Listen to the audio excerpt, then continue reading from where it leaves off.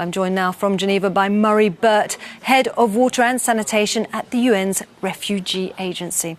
Thank you very much for being with us on the programme. Well, unsafe water can be deadly.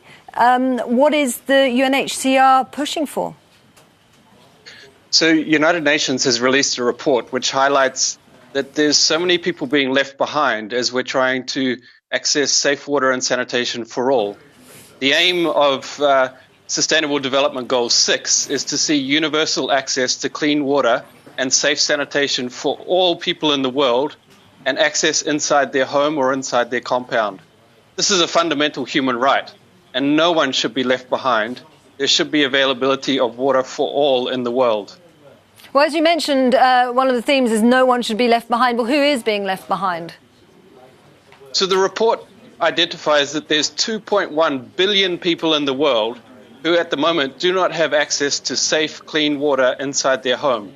Often they're having to walk long distances to access clean water, or perhaps they're walking long distances to access completely unsafe water.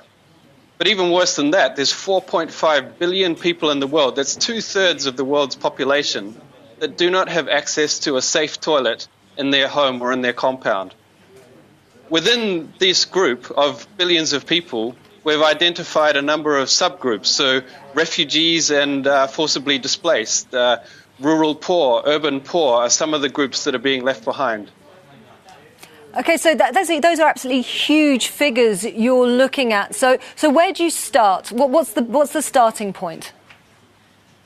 So I think the starting point is at a personal level for individuals to think about social discriminations in their society that might be leaving groups of people. Perhaps it's Indigenous people, perhaps it's urban poor, people within your society that may be left behind.